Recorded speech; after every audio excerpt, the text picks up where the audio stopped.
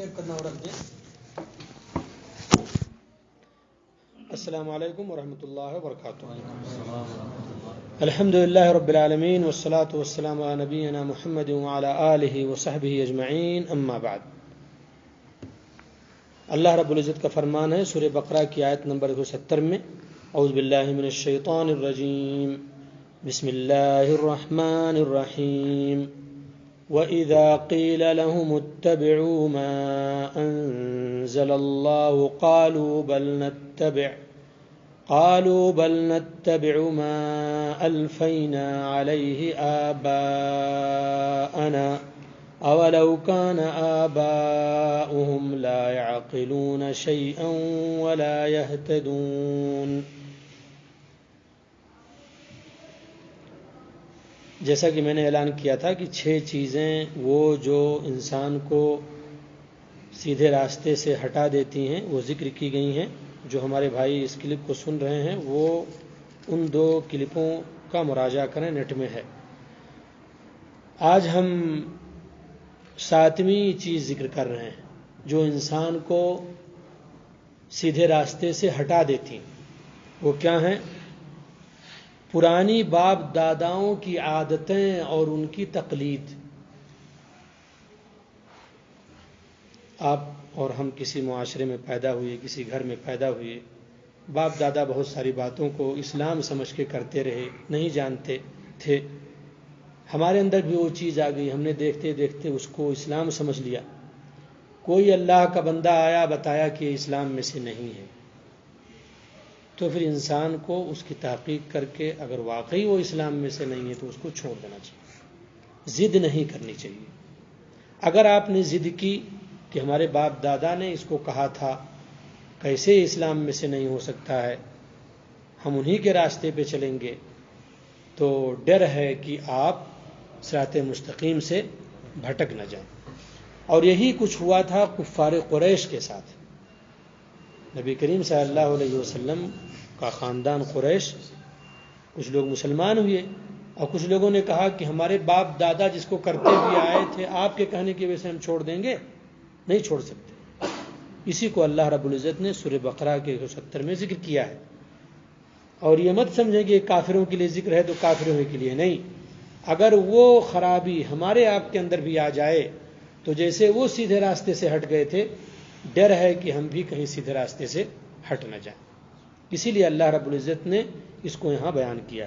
وَإِذَا قِيلَ لَهُمُ اتَّبِعُوا مَا أَنزَلَ اللَّهُ، اور جب ان سے کہا جاتا ہے کہ مانو وہ چیزیں جس کو اللہ نے اتارا ہے، جن چیزوں کو اللہ نے اتارا ہے ان چیزوں کو مانو، اس کی اتباع کرو. قالوا، تو وہ کہہ دیتے ہیں، بل نتبع ما الفینا علیہ آباءنا، کیا کہہ دیتے ہیں کہ ہم بھائی اسی طریقے کی پیروی کریں گے جس پہ ہم نے باپ داداؤں کو پایا ہے.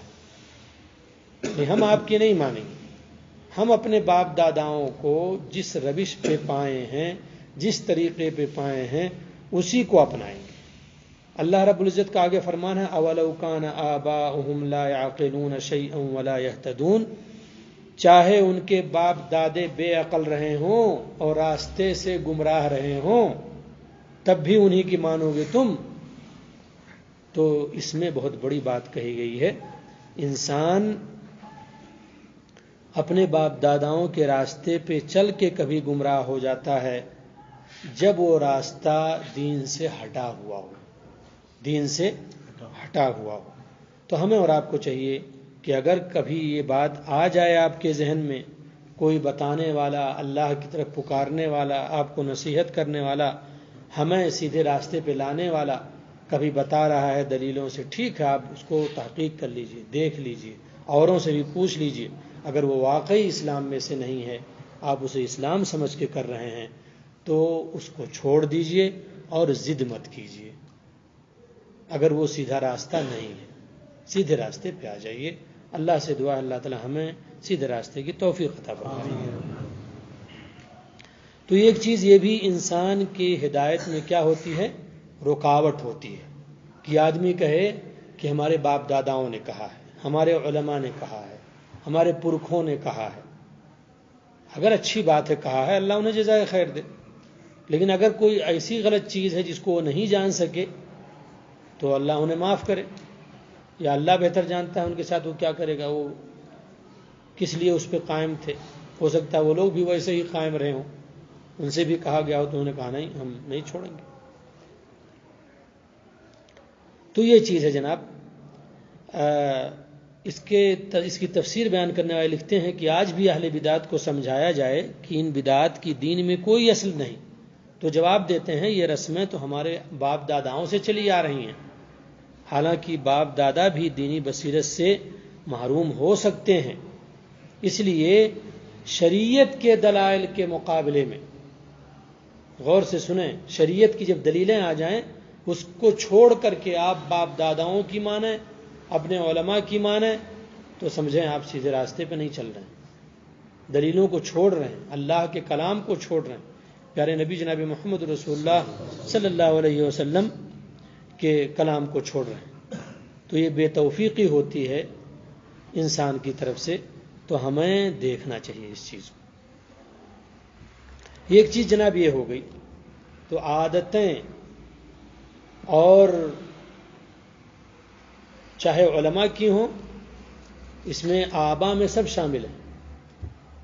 ایک روحانی باپ ہوتا ہے، ایک نسلی باپ ہوتا ہے۔ نسلی باپ جس کو ہم لگاتے ہیں سامنے، لکھتے ہیں بن لکھ کر کے، صناف لکھ کر کے کہ ہمارے والد ہیں، جن کے خون پسینے سے ہماری پیدائش ہوئی ہے، جن کے والدین زندہ ہیں، اللہ ان کو صحت دے، تندرستی دے، اور جو چلے گئے اللہ ان کی مغفرت فرمائے۔ اور ایک باپ وہ ہوتا ہے جو آپ کو سکھاتا ہے، یہ باپ آپ کو زمین پہ لاتا ہے اللہ کے حکم سے، اور یہ جو استاد ہوتا ہے وہ آپ کو آسمان پہ لے جاتا ہے، اخلاق سکھاتا ہے، علم سکھاتا ہے، اور بہت ساری چیزیں سکھاتا ہے۔ اور اسی کو پیارے نبی صلی اللہ علیہ وسلم نے کہا ہر انسان اسلام پہ پیدا ہوتا ہے، اس کے باپ دادا اسے یہودی اور عیسائی بنا دیتے ہیں، یا تو وہ اصلی باپ دادا، یا وہ جہاں پڑھتا ہے وہاں اس کی برین واشنگ ہو جاتی ہے، اس کے عقل کی صفائی ہو جاتی ہے۔ جہاں سے پڑھتا ہے وہ کچھ سکھاتے ہیں جس سے انسان اسلام سے کیا ہو جاتا ہے، نکل جاتا ہے۔ تو ایک چیز جناب یہ ہے، بہت خیال سے دیکھنا چاہیے، اس پہ ضد نہیں کرنی چاہیے کہ ہم فلاں کے مقلد ہیں، فلاں ہمارے دادا ہیں یہ کہتے ہیں۔ آپ دیکھیں شریعت اسلامی اگر موافق ہے بے شک آپ اس پہ عمل کریں، لیکن اگر موافق نہیں ہے تو اپنی ضد کو چھوڑیں، غلط چیزوں کو چھوڑیں اور صحیح چیزوں کو اپنائیں۔ اللہ توفیق بخشے۔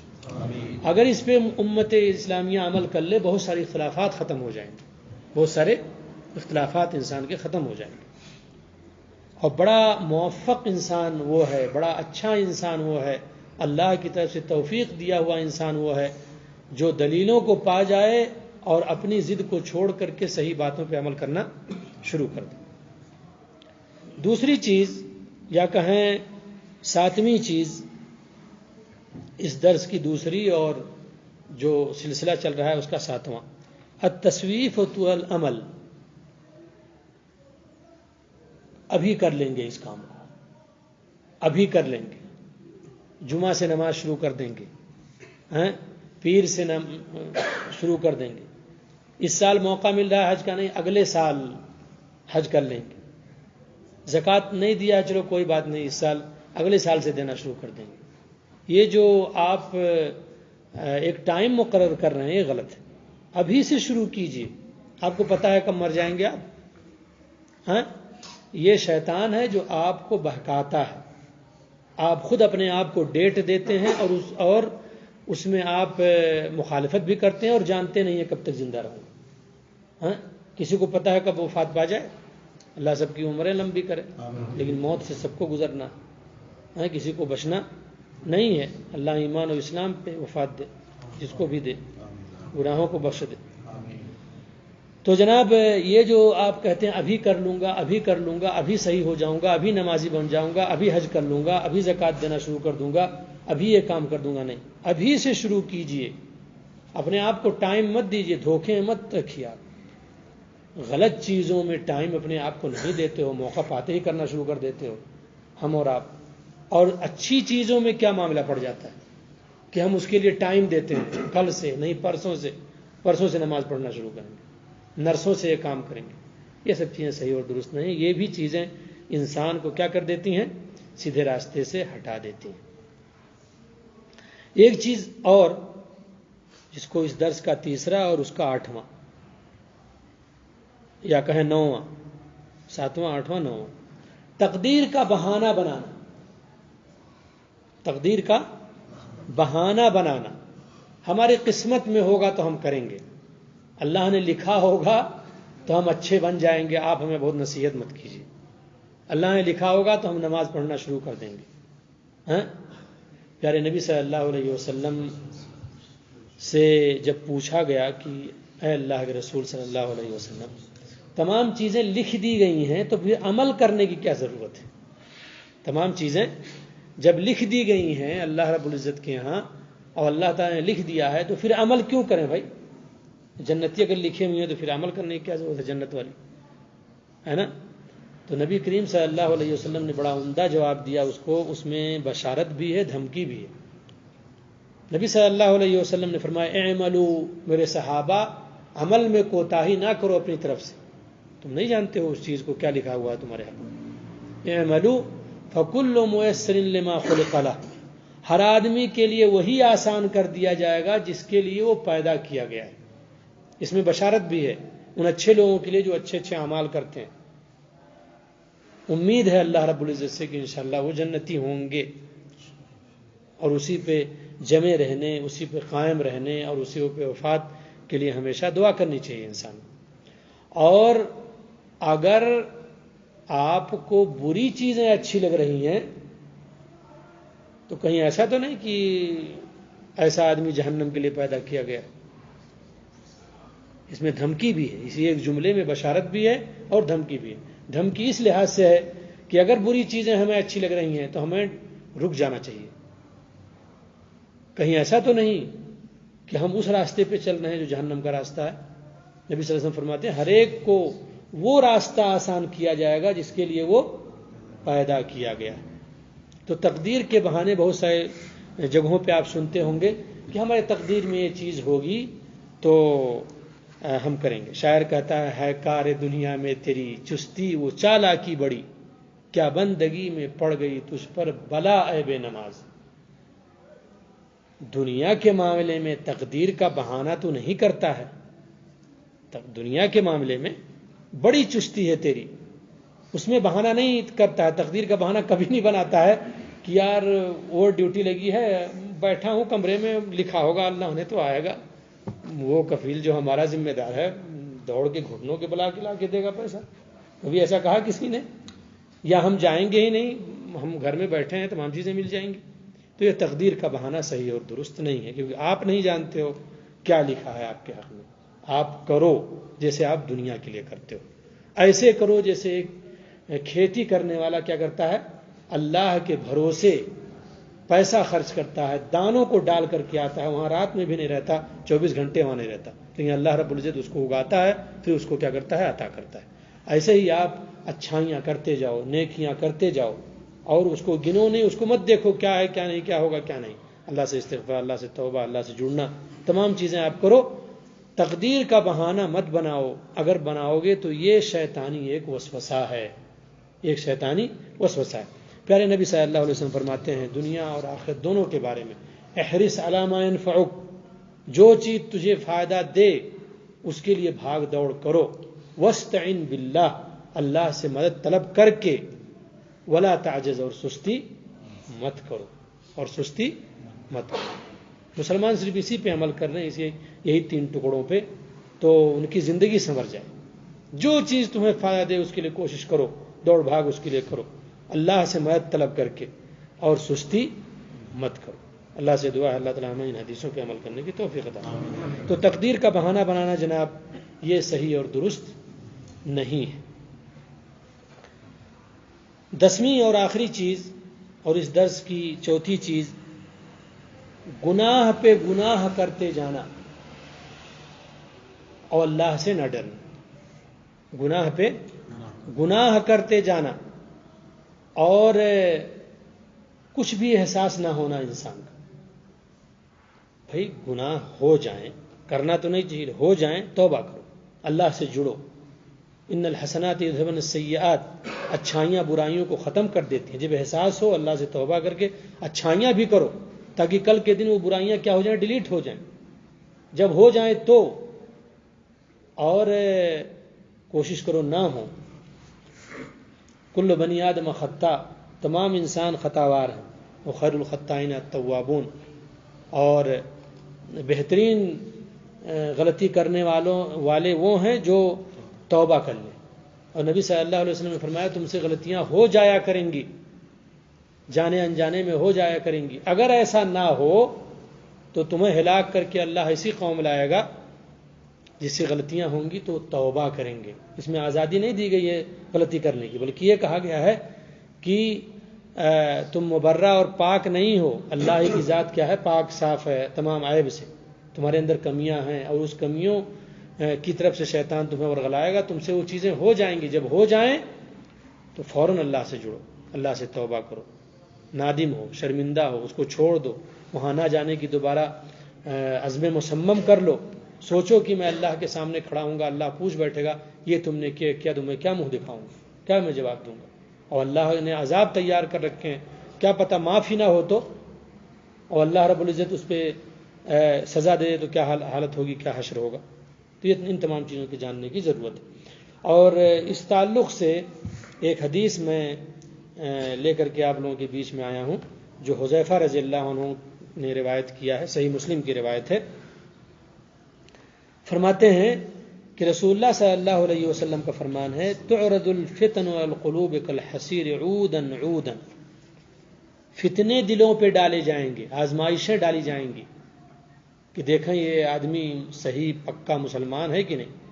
فتنے ڈالے جائیں گے، آزمائشیں ڈالی جائیں گی. جیسے چٹائی بنتی ہے نا، اسے کس طرح سے پہلے چٹائیاں بنتی تھیں، ایک چیز کو یا نیچے پھر اوپر، پھر ایسے کر کے جو بننے کا طریقہ ہے ایسے ہی ڈالی جائیں گی.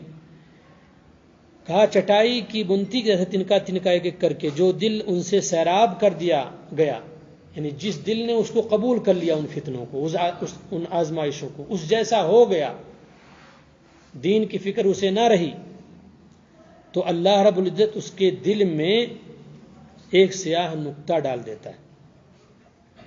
نکتہ فیہ نکتۃ سودا. جب دل اسے قبول کر لیتے ہیں تو اللہ رب العزت کالا ایک دھبا ڈال دیتا ہے اس دل کے اندر.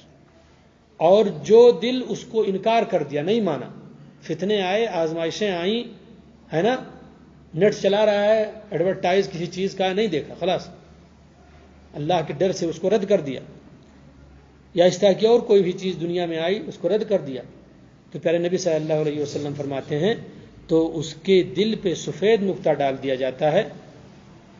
پھر اس کے بعد جب اس کا دل اتنا مضبوط ہو جاتا ہے تو کوئی فتنہ آسمان و زمین میں اسے نقصان نہیں دیتا. جب فتنے آئیں، آزمائشیں آئیں، لالچیں آئیں اور آپ اسے انکار کر دیں، آپ کے اندر ہمت آ جائے، حوصلہ آ جائے، تو امید ہی کی جا سکتی ہے کہ انشاءاللہ اور بھی فتنے آپ کو نقصان نہیں دیں گے. آپ جانیں گے کہ یہ حرام ہے، اس کو نہیں کرنا چاہیے، یہ حلال ہے، اس کو کرنا چاہیے. لیکن جناب جس کا دل قبول کر لیتا ہے اس کا دل مٹیالے رنگ کا ہو جاتا ہے دھیرے دھیرے دھیرے. پھر صحیح بات کہو تو اس کو صحیح نہیں لگتی، بری بات کہو تو اس کو بری نہیں لگتی. وہ صحیح کو صحیح جان نہیں پاتا اور غلط کو غلط جان نہیں پاتا. یہ توفیق نہیں ملتی اللہ رب العزت کی طرف سے، ہے نا. تو دل کا بڑا عجیب معاملہ ہے. دل کو اگر صاف ستھرا رکھنا ہے، گناہوں سے دور رہیں، اچھائیوں کو اپنائیں. اگر دل کہیں کالا کر دیا اللہ رب العزت نے، ہم بھی اپنے معاشرے میں کہتے ہیں اس کا دل بڑا کالا، وہی بات ہے. اگر دل کالا ہو گیا گناہوں کی وجہ سے تو پھر بھلی چیز کو بھلی نہیں جانے گا، بری چیز کو بری نہیں جانے گا، پھر جو چاہے گا کرے گا. تو یہاں پہ دیکھیں، برائیوں کو برابر کرتے رہنا، کبھی شرم نہ کرنا اللہ رب العزت سے، کبھی حیا نہ کرنا، کبھی آر نہ آنا کہ میں اللہ کے سامنے کھڑے ہو کے کیا منہ دکھاؤں گا جب اللہ رب العزت ہمارا حساب کتاب لے گا. اور پھر اسی پہ قائم رہنا، اسے کرتے جانا، بالکل بے حیا اور بے شرم ہو جانا، ہے نا. تو پھر اپنی خیر منائیے، پھر ایسا آدمی سیدھے راستے پر نہیں ہے. یہ 10 چیزیں ہیں، اور بھی بہت ساری چیزیں ہیں انشاءاللہ بیان کی جائیں گی، لیکن یہ 10 چیزیں اہم ہیں جو انسان کو سیدھے راستے سے بھٹکا سکتی ہیں۔ اس لیے ہمیں اور آپ کو چاہیے کہ ان چیزوں سے دور رہیں، اچھائیوں کو اپنائیں۔ اللہ سے دعا ہے ہمیں اللہ تعالیٰ اچھی اچھی چیزوں کے اپنانے کی توفیق عطا فرمائے۔ اس درس کے بعد انشاءاللہ بیان کریں گے ایسی 10 چیزیں جو انسان کو سیدھے راستے پہ لا کے کھڑا کر دیتی ہیں، یا اس میں اس کو تعاون حاصل ہوتا ہے، اس بندے کے لیے متعاون ہوتی ہیں، اور اگر اس کو وہ اپنا لے تو انشاءاللہ سیدھے راستے پہ وہ آ جائے گا۔ یہ چیزیں تھیں جو ہٹا دیتی ہیں انسان کو سیدھے راستے سے، اور یہ 10 انشاءاللہ بیان کریں گے جو انسان کو سیدھے راستے پہ لا کے کھڑا کر دیتی ہیں۔ اللہ سے دعا اللہ تعالیٰ ہمیں اچھی اچھی باتوں کے کہنے، اس پہ عمل کرنے اور اس کو آگے تک پہنچانے کی توفیق عطا فرمائے۔ اللہ تعالیٰ جو ہمارے بھائی پریشان حال ہیں ان کی پریشانیوں کو دور کر دے۔ اللہ بہت یہ بندے سب آئے ہوئے تھے، کوئی دنیاوی غرض ان کا نہیں تھا، دین تازہ کرنے کے لیے آئے تھے۔ انشاءاللہ اس پہ ہم عمل بھی کریں گے، اس کو آگے تک پہنچائیں گے بھی۔ اللہ تعالیٰ ہمارا یہاں پہ آنا، یہاں پہ بیٹھنا تیرے گھر میں، اور یہاں پہ دین کی باتیں سننا سنانا، اس کو تو ہمارے نام اعمال میں لکھ دے مولا۔ اللہ تعالیٰ جس دن کوئی کسی کا نہیں ہوگا، اس کو تو ہمارے لیے راہ نجات بنا دینا، ہماری غلطیوں کو معاف فرما دینا، اور ہمیں جنت الفردوس عطا فرمانا۔ ربنا تقبل منا انك انت السميع العليم وتب علينا انك انت التواب الرحيم وصلى الله على نبينا محمد وآله وصحبه اجمعين وجزاكم الله خيرا وبارك فيكم والسلام عليكم ورحمة الله وبركاته۔